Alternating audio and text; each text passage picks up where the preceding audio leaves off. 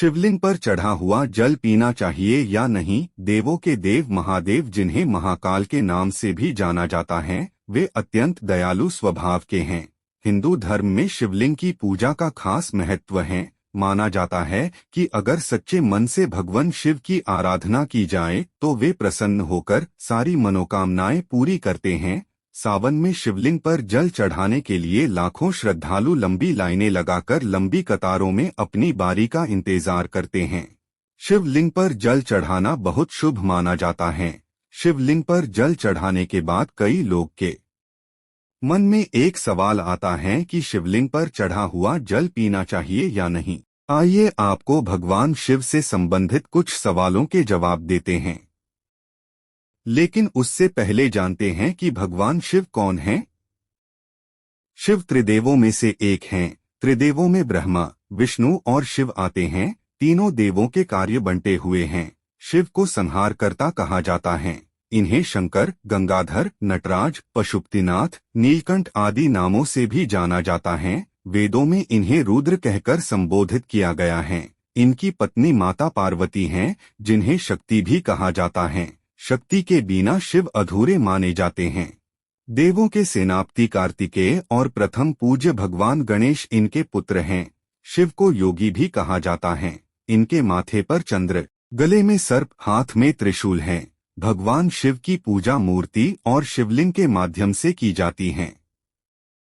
शिव पुराण के अनुसार ब्रह्मा, विष्णु और शिव तीनों एक ही हैं और अलग हैं, तो बस उनके कार्य। आइए अब जानते हैं कि शिवलिंग पर जल चढ़ाने के फायदे क्या हैं और शिवलिंग पर चढ़ा हुआ जल पीना चाहिए या नहीं।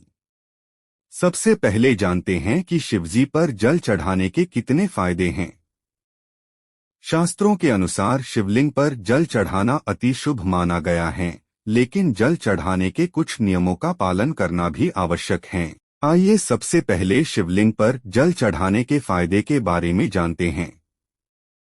1. कुंडली दोष दूर होती हैं, ग्रहों के अशुभ प्रभाव नष्ट होते हैं।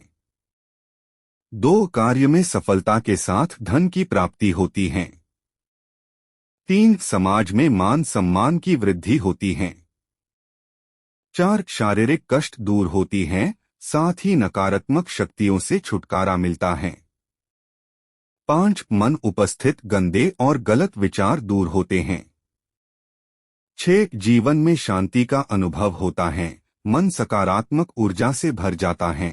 दोस्तों, कई लोग शिवलिंग पर जल तो चढ़ाते हैं, लेकिन उन्हें उचित लाभ नहीं मिलता है। इसका कारण है गलत तरीके से जल चढ़ाना।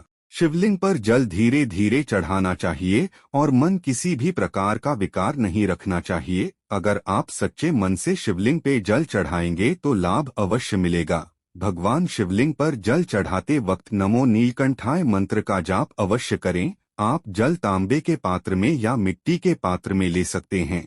कई पंडितों के अनुसार शिवलिंग पर जल बैठकर चढ़ाया जाना शुभ है।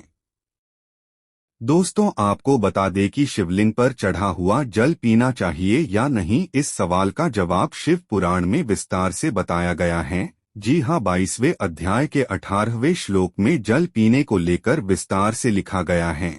शिव पुराण के अनुसार शिवलिंग पर चढ़ा हुआ जल आपको रोगों से छुटकारा दिलाता है, साथ ही नकारात्मक ऊर्जा से आपको दूर रखता है। इस जल को अमृत के समान बताया गया है, जो मानसिक कष्ट को दूर करने में सहायता करता है। इस जल को पीते वक्त कुछ बातों का खास ख्याल रखना भी आवश्यक है। जी हाँ, यह जल पीते समय किसी के पैरों में या शिवलिंग पर नहीं गिरना चाहिए। अगर ऐसा होता है तो आपको कोई लाभ नहीं मिलता है। शिव को दानी और भोला भी कहा जाता है। वह अपने भक्तों पे बहुत जल्द प्रसन्न हो जाते हैं। अगर कोई भक्त निर्मल और कुछ अच्छा करने की इच्छा से कुछ मांगता है तो वे उनकी इच्छा को जरूर पूरा करते हैं।